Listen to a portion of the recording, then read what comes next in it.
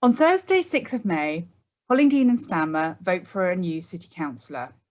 I'm local democracy reporter Sarah Booker-Lewis, and I am here with Rob Somerton-Jones, trade unionist and Socialist coalition, who is standing for one of the seats available in the two by-elections taking place in Brighton and Hove. So, Rob, why do you want to be a city councillor? Hello, thank you. I want to become a city councillor because we need to have genuine resistance to austerity in Brighton and Hove. And while Labour and Greens are obviously preferable to a Conservative council, they've not presented that alternative, whereas the Trade Unionist and Socialist coalition does. And we're going to fight for working class communities to protect them from further austerity. And what will you bring to the role? Primarily, it's that I'm very passionate and I'm very determined and I have a lot of energy. And my party is very, very sincere about making positive change in our community. We're not beholden to donors. And so I'm not answerable to pressure groups that the main, Labour, for example, are. And I'm also supported by people who have been involved in trade unionist activism and community activism for decades. And they have a wealth of experience and knowledge that they're, happy to offer me in this role. Thank you. So I have a number of questions submitted by members of the public. The first is, what understanding do you have of the struggles children, young people and adults and or their families face because they have additional needs or disabilities? So my understanding is that the biggest problem from talking to people who are in these situations, whether it's because they're members of the Socialist Party or we've met them on campaigns, is that the problem is poverty that makes these issues so hard to manage, that people are caring for relatives or for children and they're not receiving any sort of compensation or not enough pay to keep up with that. Benefits are being cut, while at the same time the fees that they charge service users are being doubled. And then that's to say nothing of people that have to go through job seekers and DWP assessments, which we regularly hear are cruel and humiliating. Sorry. So my understanding is that austerity has devastated the services that disabled people and people on lower incomes or have additional other needs rely on. So if we can reverse austerity, we can help these families and these people. Okay, thank you. To what extent do you support the trend of building more homes on busy, polluted roads, exposing more people to pollution? Well, I don't support it at all. Brighton and Hove needs affordable green council housing that is not built on roads that are congested and polluted. Obviously, there is the issue of space and where to build those, but they should not be being built on above congested roads. But depolluting our roads is only going to be possible off the back of mass publicly owned, affordable, eco-friendly transport. So, an expansion of the Brighton bike system, for example, but, publicly owned bikes and electric buses publicly owned by the council with fare caps to keep prices down. And this will lead to less cars on our roads because more people will be on transport. And how would you ensure residents of Saunders Park don't get forgotten, as the area is very seldom mentioned or factored into Hollingdean and Stanmer ward? There are no meeting spaces, no focus or strategy for the area, and it is densely packed. So I think it was on Saturday, this Saturday just gone, I went down to Saunders Park and I started knocking on doors to ask people if they felt like they were forgotten and to speak to them. And they do feel forgotten. They have been forgotten. We spoke to a lady who was disabled and she said that she has to do all the cleaning in her flat by herself. She has to get her own shopping and she's not seen a social worker in months. there were other people who have lost their parking spaces or had certain times of the day when non-residents could park in their parking spaces. And then there were other residents who said that they hated the fact that just up the road there were giant skyscraper blocks going up that no one had ever consulted them about, or they were upset that there were student halls being built when they couldn't afford the rent on their place. So that they have been forgotten, I feel. And if there is going to be strategies and development and stuff in that area, they need to be consulted, and people need to go and knock on their doors and ask them, what do you want to happen in your community? This is where you live, not us. So you should have the say in what happens here. How do you think a park and ride scheme, as suggested by the City Climate Assembly, could be implemented in Brighton and Hove?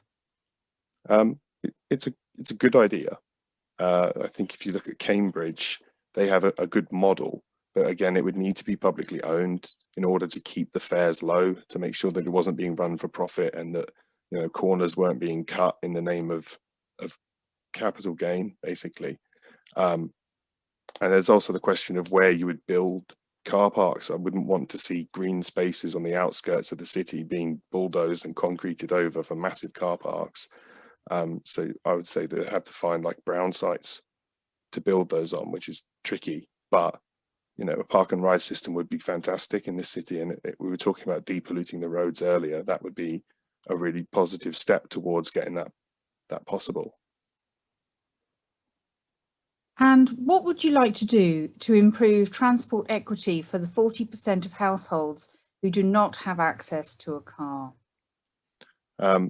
So I think I said already about publicly owned buses and a publicly owned bike system. Again, this means that we would be able to democratically plan. We can speak to residents and say, do you feel like the bus service is good enough in your area? What needs improving? Whereas at the minute, if people have a problem, they have to ring up and complain and go through all these channels. Whereas it should be much more accessible for people to say, my area doesn't have good bus connection. What can we do about this? And also compared to other cities, for example, London, where I know that their bus service gets a lot of money given to them, but there are fare caps to keep things affordable. And if you take a certain amount of journeys within a day, it caps at a certain price. We should have something like that here so that people on lower incomes are able to get the bus around the city to go to job interviews and stuff and just get around generally.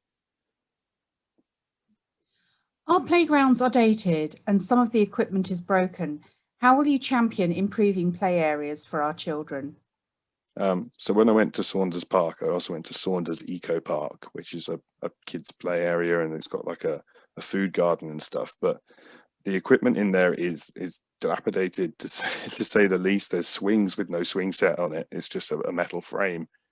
There's rust in a lot of the equipment. It just, yeah.